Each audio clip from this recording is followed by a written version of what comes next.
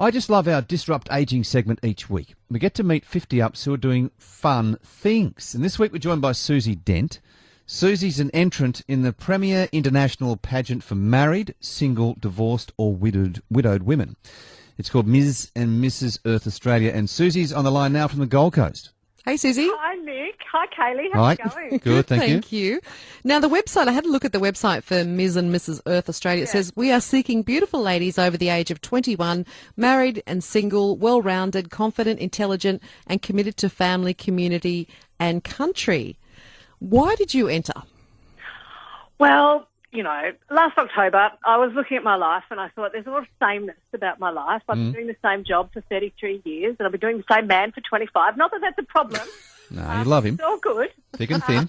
And I thought, I put it out to life. I thought, what do I want to do that's different? Yeah. And I work in film and television as a hair and makeup artist. And I kind of put it out to life that I wanted to do something different. And all of a sudden, I got a modelling gig. So I did my first modelling gig at 54, which was hilarious, and I had a blast.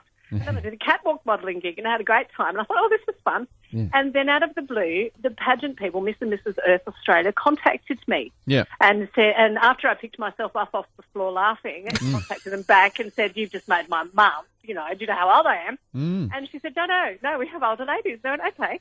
And then I jumped on their website and checked them out because I'm a tomboy. No, I don't wear dresses. I've spent my life in studios in runners and shorts, you know. So I looked at their website, and the charity that they support is called Souls for Souls. And I looked at that, and within 10 minutes, I had this whole marketing plan that involved Bartercard Australia and Souls for Souls. I went along to Bartercard, popped on my miniskirt, my sash and my tiara, and boldly went in there and thought, own it, just own it. Own it. Like an idiot, just do it. Yeah. And, Say you wear it. And they agreed to open up their 26 offices around the country as drop spots for Souls for Souls. And I knew that's why life wanted me to be a pageant queen. So be careful what you wish for. Yeah. I'm a big believer in life sending you messages. And, you know, when you get to a certain age, you know that that's kind of how life works. You know, you put things out there and you pay attention. So I paid attention and I thought, well, the things I'd been studying, it's like you've got to put yourself out there and be uncomfortable. I thought, well, learning to walk in high heel shoes and wearing a frock is probably about as uncomfortable as I get. Yeah. So I decided I'd jump in with both feet, quite literally, and support Souls for Souls, which is great. They were about to close their doors because they're having problems financially, and because of me introducing them to Bartercard or Bartercard to them, they're now staying afloat, which is great. Soul to soul, you're saying? Yeah, Souls for Souls. Souls for Souls. So what is that? For soul of your heart, you know. Yeah. So what Souls for Souls is, it's an organisation that collects new or slightly new used shoes to give to people in Australia who don't have them, people in overseas who don't have them, and it's a great way to teach about eco-awareness as well, because shoes and fashion is one of the biggest causes of our landfill. Really? Of anything. Oh, really. yes. Yeah, I have heard this recently. There's a lot of fabric, rolls of fabric, which is no longer in fashion, gets hoiked into the landfill. And it doesn't break down, Nick, for years and years and years. Another good reason why you should use hemp. That's exactly right. No, it's true. It's great stuff. Even for hemp now too. Yeah. Well, that's biodegradable fabrics. And, you know. Yep. So that's what I'm doing, and I get to go down to. So I've actually been practicing walking in heels. I did it yesterday. How's it going? Today to prove it. So I got my blisters. So I'm back in my flats today. Did you topple over? Pardon? Did you topple over? No, because I started with a small heel. Is that right? I wore the small heels to buy the big platforms that I stood in and was about 6 foot tall. But seriously, do you travel much? Will you be travelling with your high heels now? Well, I will actually. I'll be travelling down to Melbourne at the beginning of March, because March the 4th is the crowning ceremony. Right. So that will be fun, and I'll wear my giant platform shoes with my frock and my gown on stage and hopefully win. And winning that, I actually go over to Vegas in June and represent Australia. I was going to ask you what the prize was, and is there a swimsuit section in the... No, thank God, nor do I have to sing, which is cool because I actually can, but no, I don't have to flog the body. And have you got to do answer any awkward political questions? Apparently not, because I don't quite know what I'd answer in America. Now, I was thinking about that, and I thought, oh, God, don't ask me. I'm imagining your husband is very, very proud of you.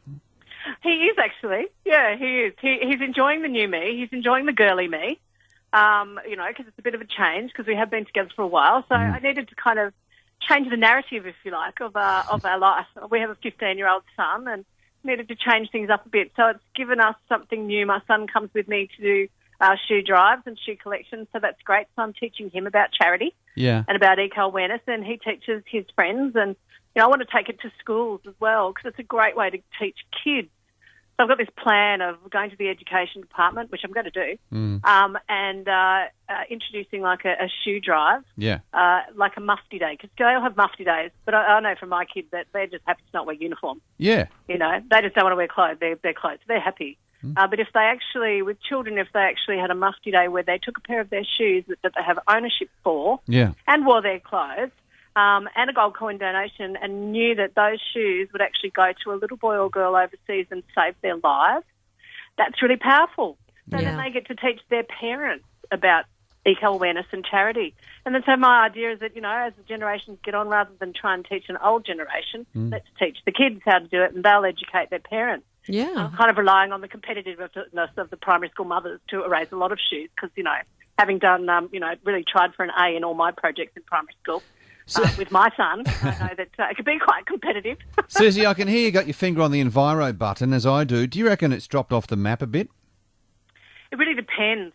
It depends which sort of environmental issue you're talking about. Well, There's people who want to save the whales and all that sort of stuff. I want to save people because it's people who are going to save the environment. Okay.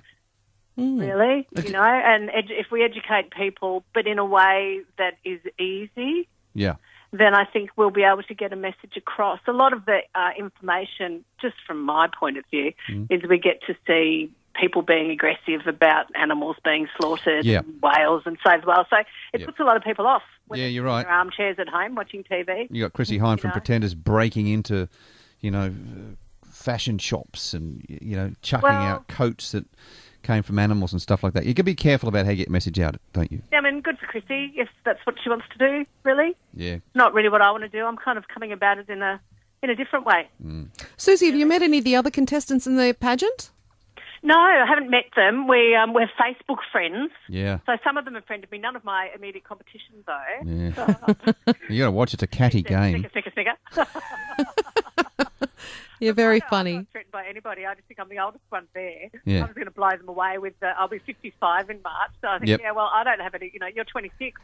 Bring it. That's it. Wisdom. You must let us know how you go. Oh, thank you, Kaylee. I will.